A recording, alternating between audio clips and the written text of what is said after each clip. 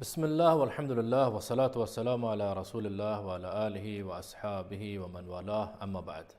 منی براد و گهارو ورنای بلوچو ملت عزیز بلوچستان یا مکران فرق نکند. السلام علیکم و رحمت الله و برکاته. از الله سبحانه و تعالی الوتون که ما و شما را توفیق ایمان صحیح، توفیق هدایت کامل از جانب فد عنایت بکند و ملت بلوچا موحد و یکتاپرست همچنان که پیش را بیده بر همه منهج صحیح قرآن و سنت صحیح رسول الله صلی الله علیه و آله و سلم قراری بداد و دنیا و آخرت بر اساس رضای الله سبحانه و تعالی، رضای فدی آباد بکن. هنچوش که در هفته قبل، هفته که گست، ما در رابطه با قبض روح انسان مؤمن مطالب عنوان کد. انشفلوتن ادامه همه حدیث براء ابن عازب رضی الله تعالی عنه از رسول الله صلی الله علیه و آله و سلم شرح بده و شرح ده یک قصه یا یک حدیث از رسول الله صلی الله علیه و آله و سلم به خاطر عبرت، به خاطر اشیاء که ما یاد کنیم مرگا. ما مغرور مبین به دنیای فد، ما مغرور مبین با چیزی که هستن و بگشن که هر چی هست در همه دنیای و بعد هیچ حساب کتاب بینی. غافل مبین از فدی مرگا، غافل مبین از فدی آخرتا. هدف ایشن که ما بتونن فدا اصلاح بکنیم. رسول الله صلی الله علیه و آله و سلم فرماش کند که تا جایی که اتونت هضم کننده لذتون یاد برد، به یاد بیارد. مفهوم رسول الله صلی الله علیه و آله و سلم ایشن که شما تا جایی که اتونت این موتا و این مرکا همیشه یاد کند. بچا به خاطر اشیا که ما فدی نهایت بزونه، ما فدی آخر بزونه که ما آخر به کو ربط. ما بچا آتکگن و در نهایت باید بچه مسیر حرکت کنیم. هر چقدر صاحب مال بین، هر چقدر صاحب دنیای پر زرق و برقی ببین، ولی آخرت به کو رسید؟ آخرت چه بید؟ چه هدف از طرح ایش این که ما عبرت بگیریم و متوجه ببین که یک آخرت ما راه، یک قبض روح ما راه، یک قبر ما راه و در نهایت یک سرنوشت ما راه هست در روز قیامت. هم ایش این که یا ما برای همیشه وارد بهشت الله ابن یا والعیاذ بالله وارد آتش جهنم بن. الله سبحانه و تعالی ما و شما را پناه بداد از آتش جهنم. من در همه هفته پیش یا هفته که گست حدیث براء ابن عازب رضی الله تعالی عنه از رسول الله صلی الله علیه و آله و سلم به ایش نحو شروع کو که رسول الله صلی الله علیه و آله و سلم در جلسه دفن یک انصاری نشتگدند و این حدیثی عنوان کد در رابطه با قبض روح انسان مؤمن و من شرح داد که بر اساس فرمایش رسول الله صلی الله علیه و آله و سلم انسان مؤمن روح چطور قبض بید و هنچوش که از آنت رسول الله صلی الله علیه و آله و سلم از فد نگشید، بلکه وحی که از جانب الله سبحانه و تعالی نازل بید. و ما ینطق عن الهوى ان هو الا وحی یوحى. مختصرا چیزی که در هفته پیش من توضیح داد خیلی خلاصه در مورد قبض روح مطرح کنم و همه حدیثا در بعد دیگه، در بخش دیگه ان شاء الله تعالی انشاف شرح ده. من مطرح کو که رسول الله صلی الله علیه و آله و سلم فرماش کند که انسان مؤمن روح وقتی که لوتید گرگ ببید، وقتی این روح لوتید قبض ببید، ملائکه و فرشته های از آسمان با چهره های نورانی و روشن با این شخصی که لوتید روی قبض بید نازل بند. در این ملائکه نیچه دستا یک کفنی از کفنهای بهشت و یک خوشبو از خوشبوهای بهشت.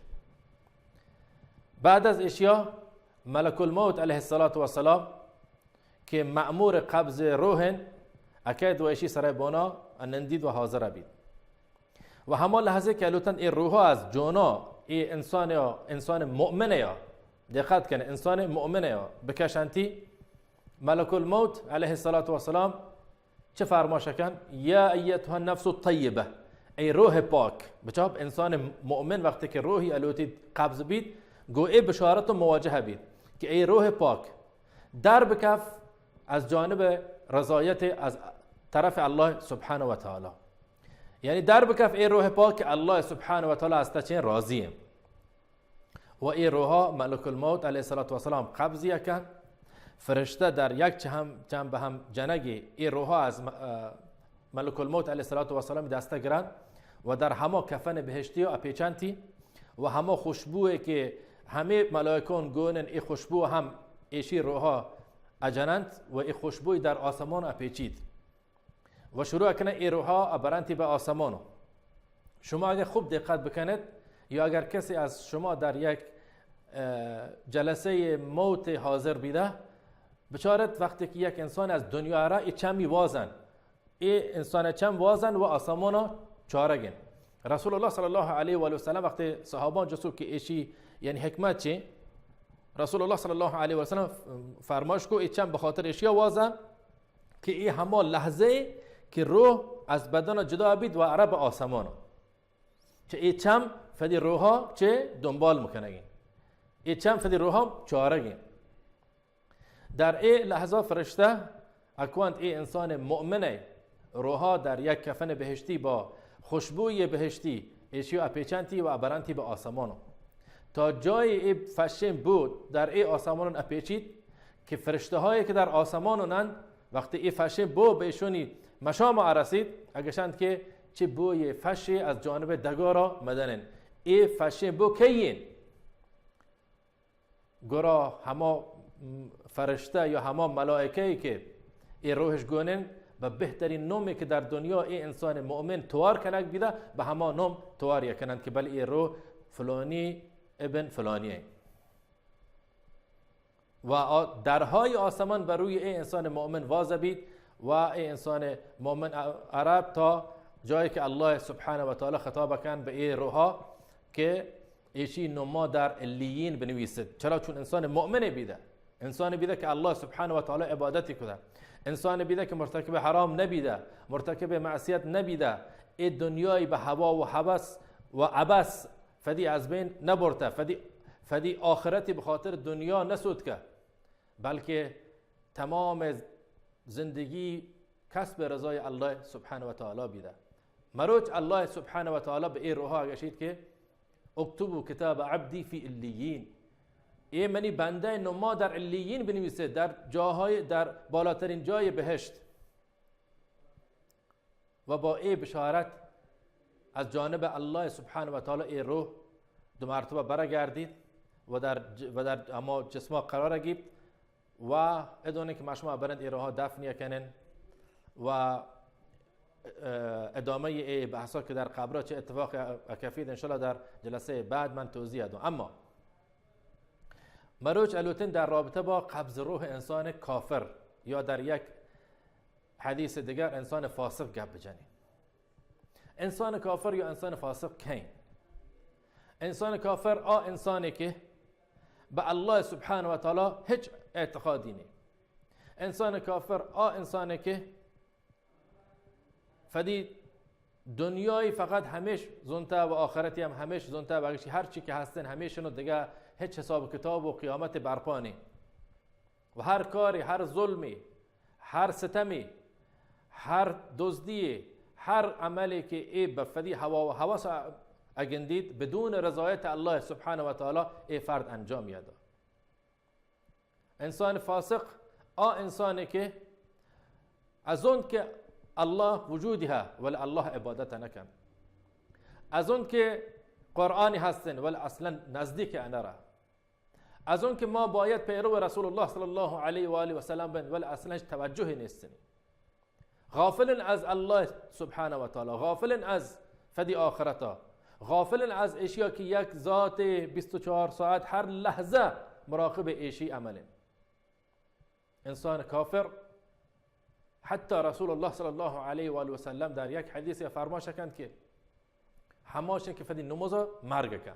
بچارت یک مسئله نماز مسئله خیلی حساسه که من همیشه در هر برنامه که هستنو توصیه کنم که مسلمانان بلوچون هر کسی که این برنامه چاره فدی نمازو 5 وقت بماند و فدی نمازو اصلا مرگ مکنه در هیچ حالتی. رسول الله صلی الله علیه و آله و سلم فرمایش کند عهدی که بین من و ایشون نمازن، فمن ترکها فقط کفر، هر کسی که این نماز مرگ بکن کافر بید. نماز یک عبادتی که در آسمانان الله سبحانه و تعالی بر محمد و بر امت محمد مصطفی صلی الله علیه و آله و سلم فرض کرده. فهر کسی که این نماز بدون عذر ترک بکن، چه از روی سستی ببید چه از روی تعمد ببید و اصلا توجه مکن به نماز، رسول الله صلی الله علیه و آله و سلم فرمایش کن که این فرد کافر بید. و چه بسا شامل حال همین حدیث ببید که به هنگام قبض روح به این شکل مبتلا بید. نحوه قبض روح انسان کافر یا انسان فاسق چطوره؟ توجه بکنید منی برادرگاهان و ملت بلوچ. رسول الله صلی الله علیه و آله و سلم در همین حدیث برای ابن عازب فرمایش کردند که و ان العبد الكافر اذا كان في انقطاع من الدنيا و اقبال من الاخره، بنده کافر یا بنده فاسق در یک روایت هنچو که گشتو، زمانی که لوتید از این دنیا دیر ببید و به آخرت بره، یعنی همه لحظه که لوتید روحی قبض ببید، نزل الیه من السماء ملائکه سود الوجوه، از آسمان ملائکه و فرشته های با چهره های سیاه نازل بند. بچارت برای قبض روح انسان مؤمن منگشت که از آسمان ملائکه های با چهره های نورانی از آسمان نازل بند. ولی در ادون به هنگام قبض روح انسان کافر رسول الله صلی الله علیه و آله و سلم فرمایش کردند که ملائکه های با چهره های سیاه و وحشتناک از آسمان نازل بند. معهم المسوح، یعنی گوئه ملائکونی چا رندا، گوئه ملائکونی گرا چین یک چیزی به نام مسوح. مسوح چین؟ مسوح اگشند که هما کسای هما چادره که پر از پتن، پر از شوکن، سیچن ماننده. و بعضی از اهل علم اگشند که همه کسای پر از شوک و پر از پت ایشی از جهنم اکارند. چرا؟ چون به این فردا جهنم مقرر بیده. در اودون به انسان مؤمنه ملائکه کفنی از بهشت کارن، اما ادون برعکس به هنگام قبض روح انسان کافر یا انسان فاسق کفنی به نام مسوح اکارنتی، یا همه کسا یا همه چادر که اگشنتی از جهنمی اکارن و در آشیا پتها و شکهایی هستن چون سیچنا که انسان یعنی جانا انندید. فیجلسون منه مد البصر، اکوان تا همه جایی که ای انسان کافر چم کارکن همودون انندن. ثم یجیء ملک الموت، وقتی که ملائکه با ای هیئت، با ای شکل، با چهره های سیاه و با ای کسای پر از پت حاضر بند، ملک الموت علیه السلام هم اکید اشی سرای بونا و همودون حاضر بید حتی یجلس عند رأسه، همودون که سرای بونا نی اکید همودون انندید. فیقول، فرماش کند بچارت که در این لحظه سخت، در این لحظه سکرات موت، در این لحظه که یک انسان کافریه، یک انسان فاسقیه روح الوتید قبض بید، بچارت که ملک الموت علیه السلام چا اگشید به این روحا؟ ایتها النفس الخبیثه، ای روح پست، ای روح پلید، اخرجی الى سخط من الله و غضب، در بکف که الله سبحانه و تعالی است ناراضین، در بکف که الله سبحانه و تعالی از دستت عصبانیین، در بکف که تا مروش شامل حال رحمت الله سبحانه و تعالی نبی. بچا بخاطر ایشو که تا قرآنش بتا پیش کد قبولت نکو، سنت صحیح رسول الله صلی الله علیه و آله و سلمش بتا پیش کو قبولت نکو، ترشگه نماز کن، ترشگه ایمان بیار، ترشگه مسلمان بی، راه و مسیر نورانی که محمد مصطفی صلی الله علیه و آله و سلم بر آشیا مأمور بیده ترش نشون داد، ولی تا اصلا هیچ توجه نکدید و گشتید که ایت رو بیکارند والعیاذ بالله. مروج که تی روح الوتید قبض ببید، ملک الموت علیه السلام به این لفظ را خطاب کن، ایتها النفس الخبیثه، ای روح پست، ای روح پلید، اخرجی الى سخط من الله و غضب، قال فتفرق في جسده، وقتی که ملک الموت علیه السلام این خطاب کند به این روح خبیثا، به این روح پستا، به این روح که از الله غافل بیده، از یاد الله غافل بیده، از عبادت الله غافل بیده، اگرش این روح در ایشی جونا در ربط. رسول الله صلی الله علیه و آله و سلم ایشیا وصف کن که هنچوش که به چه شکل شما یک مشکی اگر بچارد وقتی که دتی گو رندا چتا علوتی در بره، به همه شکل هم انسان روح در انسان جسما در ربط. عرسی با جمع بید دیم با پادا، جمع بید اکی دیم با دستا، جمع بید اکی، یعنی در کل بدن ای روح مچبید و هنچوش اتارید. بچا به خاطر اشیا که ای روح بکار نه از ای جوانا درب کفید، بکاری نه راضی نه که درب کفید، از اون که بچه سرنوشت دوچار بیده پشیمانن، اما دیگه پشیمانی ها فایده نی. البته توبه بکن، اما دیگه دروازه توبه هم بسته بیده. و در این لحظه چون این روح انلوتید از این جوانا درب کفید، ملک الموت علیه الصلاة و السلام این روح ها اکشید، با سختی اکشیدی. هنچوش که شما بچارد یک آهنه که سری درود چند تیزن، در این آهنه لافا اگر شما یک چرمی داخل بکنید و این چرما به زور ایشیا بزوبتی برعکس، اگندت که این چرم چتا ادرید، چتا پخش و پلا بید، چتا متفرقه بید، هنچوش این روحا از این انسان کافر جونا اکشند که تمام عروق ایشی جونه تمام متفرقه بند، تمام از بین رند. با این شکل و با این شیوه انسان کافر یا انسان فاسق روح قبض بید. وقتی که این روحی قبض بید، ملائکه که آتکند و چند حاضرند از ایران ایشیا در همه مسوح از ایران تا پیچندی، در همه جر سیاهی که پر از پوتین ایشیا از ایران تا پیچند، و این روح انسان کافر یعنی بدبویی در آسمانون اپیچید تا جایی که وقتی که این روح علوتن به برزا برند، ملائکه که مأمورن در آسمانون اگرچند که این روح پست کین که به این آسمانو مدنه، این روح بد کین که به این آسمانو مدنه، ملائکه اگرچند که بله این روح فلانی فلان ابن فلانه و با بدترین نمهایی که در دنیا این شخصش نم برده، به همه بدترین نم هم در آسمان اشیا نمه ابرند. ابرندی تا ای که به آسمان دنیا ببید، او دون هم ملائکه طلب کنن که درهای آسمان بروی اشیا باز ببید، ولی درهای آسمان بروی ای انسان باز نبید، بروی انسان فاسق، بروی انسان کافر درهای آسمان باز نبید. بعد از اشیا رسول الله صلی الله علیه و آله و سلم ای آیه لا تفتح لهم ابواب السماء ولا يدخلون الجنة حتى يلج الجمل في سم الخياط. ای آیه رسول الله صلی الله علیه و آله و سلم بوند و بعد از اشیاء الله سبحانه و تعالی فرمایش کند اکتبوا کتابه فی سجین، ایشی نما ای انسان کافر نما در سجین بنویسید. و اگرچند که سجین پایین ترین مراتب جهنم، یعنی در پایین ترین نقطه زمین، فی الارض السفلی فتطره روحه طرحا، ایشی روح از همه آسمان پرت کنه بید به زمین. و بعد رسول الله صلی الله علیه و آله و سلم ای آیه و من یشرک بالله، هر کسی که به الله سبحانه و تعالی شرک بورزید، فکأنما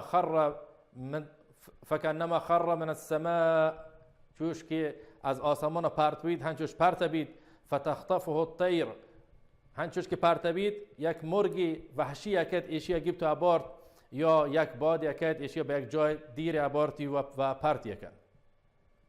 بله عزیزان من، بچارت فرق بین قبض روح انسان مؤمن و قبض روح انسان کافر یا فاسق چطوره؟ بچارت که الله سبحانه و تعالی چطور انسان مؤمن روحا قبض کن. در هفته که گست من عنوان کو که فرشته های رحمت کن با کفن از کفن های بهشتی کن و ایشیا بشارت جنت دند و ایشیا بشارت دند که استقامت بکن، اندوهگین مبای، پریشان مبای. اما در هنگام قبض روح انسان کافر یا انسان فاسق شما بشارت که به چه شکل ایشی روح قبض بید، به جای ایشیا که فرشته های نورانی بیاند و حاضر بند، فرشته های با چهره های سیاه حاضر بند. بعد از ایشیا ملک الموت علیه السلام با انسان مؤمن چه بشارتی داد به هنگام قبض روح؟ فرماش کن یا ایتها النفس الطیبه، با انسان مؤمن فرماش کن که ای روح پاک، ای روح پاک. اما به ای انسان کافر که الوتید روحی قبض بید فرماش کن یا ایتها النفس الخبیثه، ای روح پست، ای روح پلید. بچارت یک فرق بین انسان مؤمن و انسان فاسق یا انسان کافر. و از الله سبحانه و تعالی پناه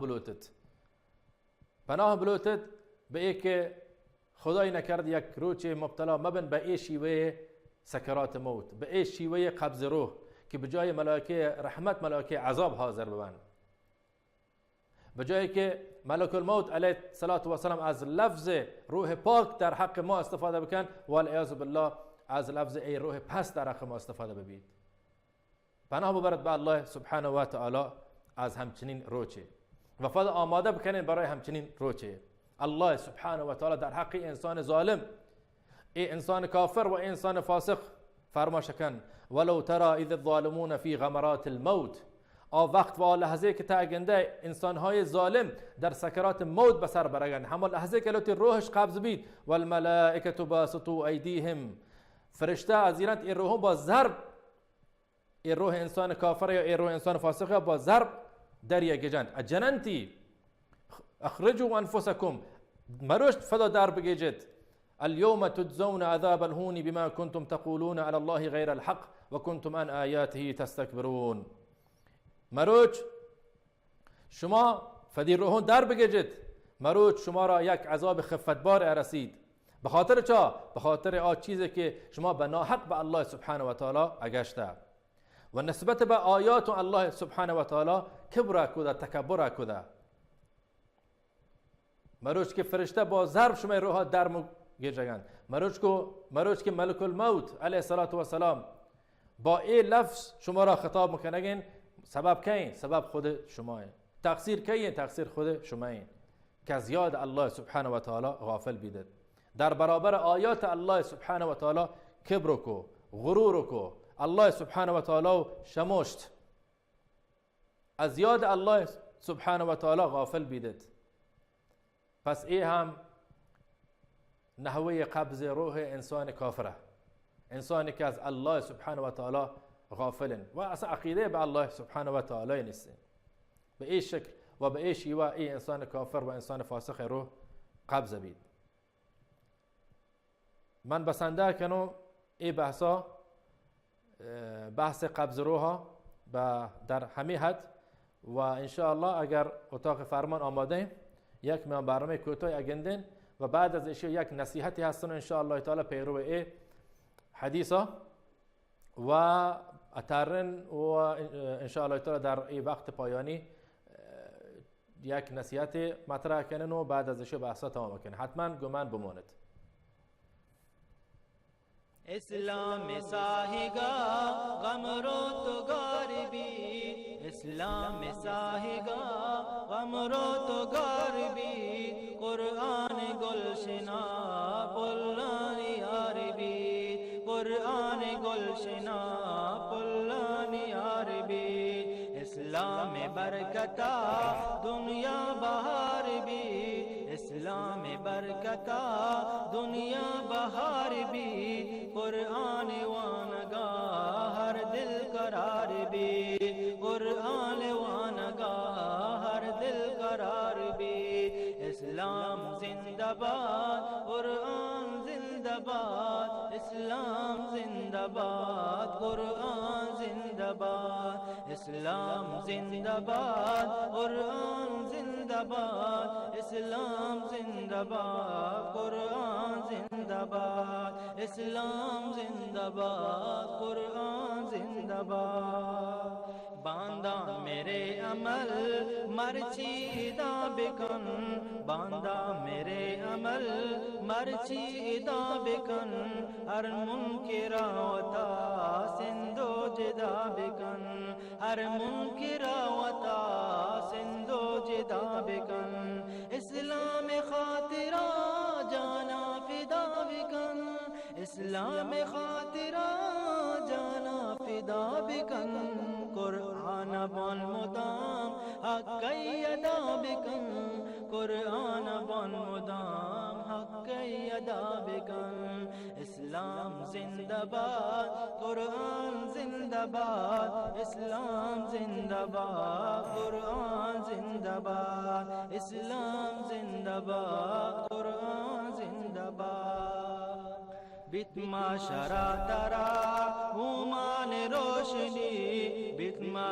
شرا ترا ہومان روشنی تیرا نمائے بیت ایمان روشنی تیرا نمائے بیت ایمان روشنی قبرا کی بھی ترا ہومان روشنی قبرا کی بھی ترا ہومان روشنی تی ہم نشین بھی قرآن روشنی تی ہم نشین بھی قرآن روشنی اسلام زندہ باد قرآن زندہ باد اسلام زندہ باد قرآن زندہ باد اسلام زندہ باد قرآن زندہ باد اسلام زندہ باد قرآن زندہ باد ہر کس کے مومن عابد مجنتا ہر کس کے مومن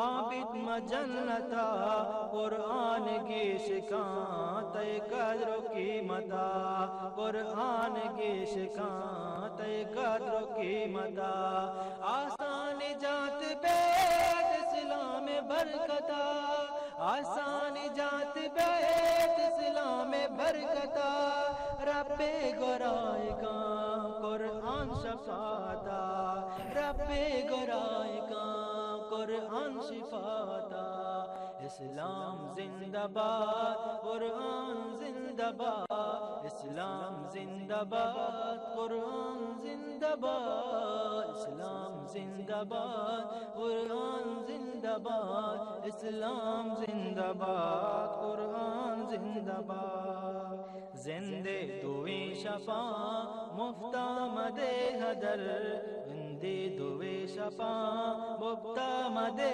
حدر حرفی تو یاد بگر مفتا مرو متر حرفی تو یاد بگر مفتا مرو متر اسلام ساہگا عمرہ بقلب سر اسلام ساہگا عمرہ بقلب سر قرآن بان مدام ہر شام و ہر سحر قرآن بان مدام ہر شام و ہر سحر اسلام زندہ باد قرآن زندہ باد اسلام زندہ باد قرآن زندہ باد اسلام زندہ باد قرآن زندہ باد یا رب روان بودا گرچه کوتا خطا یا رب روان بودا گرچه کوتا خطا تو مہربانی ہر کس کی کندوا تو مہربانی ہر کس کی کندوا یا رب روان بودا گرچه کوتا خطا یا رب روان بودا گرچه کوتا خطا تو مہربانی ہر کس کے کندوا تو مہربانی ہر کس کے کندوا اسلام زندہ باد قرآن زندہ باد اسلام زندہ باد قرآن زندہ باد اسلام زندہ باد قرآن زندہ باد اسلام زندہ باد قرآن زندہ باد اسلام زندہ باد قرآن زندہ باد قرآن زندہ باد قرآن زندہ باد.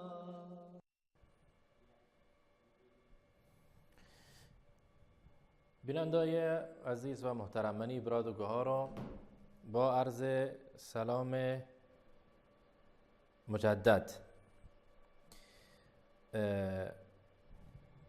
بنابراین من و شما در رابطه با قبض روح انسان مؤمن و از طرف قبض روح انسان کافر یا فاسق آشنا بیدیم و زونتن که به هر حال انسان به یک مرحله رسید که دیگه تسلیمه و هیچ کار نتون کن تسلیم امر الله سبحانه و تعالی تسلیم عجل وقت و زمانی که الله سبحانه و تعالی باشی مقرر کده که این انسان از دنیا بره رسیده و هیچ کس هم منتون دیمه بدارید، هیچ عالمی، هیچ شیخی، هیچ رقیه خانی، هیچ کس انتون به هنگام قبض روح، به هنگام سکرات موت بیاید و 2 مرتبه این روحها بهشی جوانا بر بگردنی بهشی فرصت آبده. فرصت از دستها شده گند. یکی از جایگاه هایی که دروازه توبه دیگه بر روی انسان بنده بید همین لحظه این که انسان عجله کرد، انسان روح الوتید قبض بید. زمانی که انسان عجله کرد و انسان روح الوتید قبض بید و انسان حقیقت نوخه گندید پشیمان بید که و الوتید از الله سبحانه و تعالی که 2 مرتبه به دنیا بترید ولی دیگه هیچ بازگشتی نیستنی، دیگه هیچ ترک وجودی نیستن. دوستان اتاق فرمان فیسبوک پخش زنده فیسبوک نمیدونم هست یا نیست. من برادرگان یک لحظه ببخشید. اونجا لایف اینجا بسیار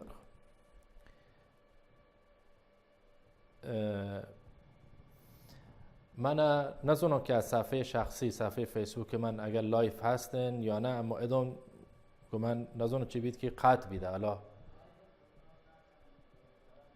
بسیار خوب بسیار خوب. خب خدمت شما عرض بکنم که به هر حال این همه لحظه که انسان دیگه عاجزه، هیچ چیز انتون دیگه اشیا کمک بکن نجاتی بداد از این لحظه که روح الوتی از بدن جدا ببید. تمام کار و تمام عمل و تمام رفتاری که شما را در این دنیا بیده به وقت سکرات موت دیگه نتیجه رسیده. به وقت قبض روح دیگه شما باید نتیجه فی تمام عملهایی که در این دنیا انجام داده باید بگندیتی. نتیجه عمل هم دونه، یا شما با ایمان از دنیا آرد یا والعیاذ بالله بدون ایمان، یا با اسلام از دنیا آرد یا با کفر از دنیا آرد. از الله سبحانه و تعالی بلوتد که ما و شما را با اسلام و با ایمان در آخرین لحظات مرگ از دنیا برد. این خیلی مسئله مهمه. اگر ما و شما با ایمان از دنیا شدن، با اسلام از دنیا شدن، مؤمن از دنیا شدن، بزاند که به وقت سکرات موت ملائکه رحمت حاضر بند. به وقت سکرات موت این روح ما انسان مؤمن در یک کفن بهشتی پیشه بید. اما اگر والعیاذ بالله با کفر از دنیا شدن، با فسق و با فجور و با معصیت الله از دنیا شدن، آن وقتا بزانن که فرشته های عذاب به هنگام قبض روح حاضر بند. بزانن که یک کفن از کفنهای جهنم اکارند این روحها در کفن اپیچنتی. بزانن که ملک الموت علیه السلام به جایی که بشارت خیر بداد، بشارت داد بر اشیا که در بکف ای روح پست مروج الله سبحانه و تعالی از تن ناراضه. بچا به خاطر اشیا که تا در حق فت ظلمت کده، به خاطر اشیا که آیات الله سبحانه و تعالی به تا وانگ بید ولی تا ایمانت نیاورد. درش گشت که ای انسان ایمان بیار به الله سبحانه و تعالی، نمازت بون، روچک ببی، زکاتت بده، اگر اتون حجت بره، ولی گشتت که ای درو گپن، ای درو حبرن مروش که تی روح الوتید از جونت جدا ببید و ای روحت به حلقومت رسده، ای وقتا تا پشیمان بی ولی دیگه پشیمانی سود ای نیستنی. لحاظا قبل از اشیا که این مرگ سراغ ما بیاد، قبل از اشیا که این حالتهای قبض روح سراغ ما بیاد، همه الان بنن و فدی حساب و کتابو بکنه، فدا مورد محاسبه قرار بده. بچارن که آیا واقعا زرق و برق دنیا، آیا واقعا زینت دنیا ارزش ایشی هستن که ما به وقت سکرات موت با بدترین سرنوشت دچار ببین؟ آیا واقعا این مال دنیا این ارزشی هستن که ما به وقت سکرات موت با فرشته های عذاب مواجه ببین؟ آیا واقعا این خوشی دنیا، این لذت دنیا که در غیر اطاعت الله سبحانه و تعالی ما اشیا بکاری ابرین، آیا ارزش ایشی هستن که به هنگام سکرات موت که هیچ کس عملت ما را نجات بداد بیایم و فدا در یک جایگاه بگندن که الله سبحانه و تعالی از ما ناراضین؟ حالا ان شاء الله تعالی من در هفته های بعد زندگی قبر به شما توضیح دادم که انسان مؤمن زندگی در داخل قبر چطور بید و انسان کافر و فاسق زندگی در داخل قبر یا در همه عالم برزخ به چه شکل بید. من آخرین نصیحت در این برنامه به شما ایشن که از یاد الله سبحانه و تعالی ای ملت بلوچ غافل مبد. از عبادت الله سبحانه و تعالی ای ملت بلوچ غافل مبد. مهمترین مسئله به ما و شما و بر امت محمد مصطفی صلی الله علیه و آله و سلم تا قیام قیامت چین ایشن که ما ایمان کامل و جازم بیارن به آیات الله سبحانه و تعالی و بر هر چیزی که از جانب الله سبحانه و تعالی بر ما نازل بیده و ایشون در زندگی عملی فت پیاده بکنیم. الله سبحانه و تعالی ما را امر کرده که به ذات پاک شرک مورزن. چگرا نباید برند سراغ رجمگاه و زیارت و پیر و ای قصه. الله سبحانه و تعالی از ما لوتده که 5 وقت عبادت بکنه. چه ما باید فدا ملزم بکنه که 5 وقت الله سبحانه و تعالی عبادت بکنه. الله سبحانه و تعالی ما را ملزم کرده اگر مالی هستن زکات مالا بدن. باید این کار انجام بدن. اگر واقعا الوتن که الله از ما راضی ببید، اگر واقعا الوتن که وارد بهشت الله سبحانه و تعالی ببین، باید تمامی فرمایشات و دستوراتی که از جانب الله سبحانه و تعالی بر ما نازل بیده به شکل خوب و به شکل احسن ایشو انجام بدیم. گاهی هم اگر خدای نکرده مرتکب خطایی بن، مرتکب اشتباهی بن، مرتکب تقصیری بن، توبه بکنن و بتره، اظهار پشیمانی بکنن و بتره. انسان اشتباه کند، انسان خطا کند، اما در خطا و اشتباه فت اصرار مکنه، بلکه من تمام تلاش و کوشش ای ببید که اگر الوتن به یک تجارت یا برن، اولین نیت ای بید که در ای تجارت ما کسب رضای الله سبحانه و تعالی ببید.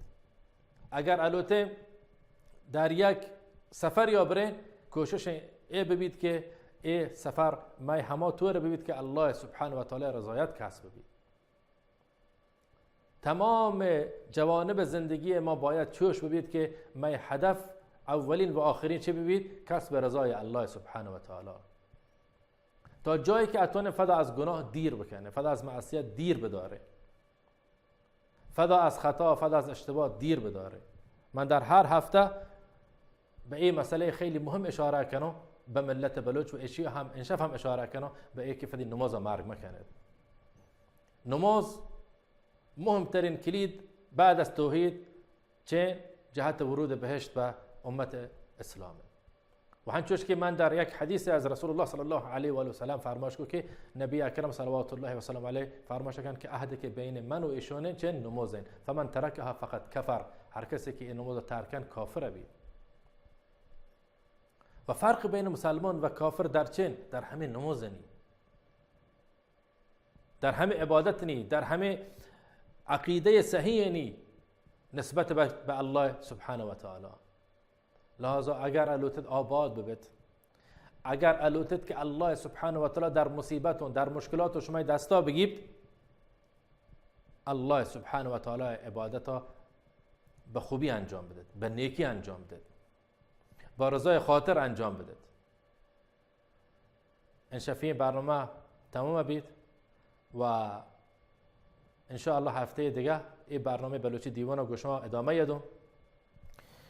خیلی از دوست اصرارن که این برنامه به زبان فارسی ببید و من هم فعلا به زبان بلوچی فد این برنامه ادامه دهگم و اگر احیانا ما بگنه که تعداد آب بیننده هایی که فارسی زبانند گشترن از بیننده های بلوچ زبان، آموخه ما ان شاء الله تعالی این برنامه به زبان فارسی ارائه ده.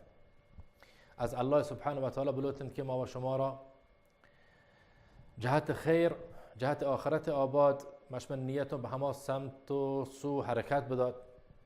از الله سبحانه و تعالی خیر دنیا و خیر آخرت را بلوتن. از الله سبحانه و تعالی بلوتن که ما فقیرون غنی بکن، ما زندانیان آزاد بکن، ما بیمارون شفا بداد و بر امت محمد مصطفی صلی الله علیه و آله و سلم فدی رحمت نازل کن. تا هفته دیگه شما را به الله سبحانه و تعالی اسپارم. السلام علیکم و رحمت الله و برکاته.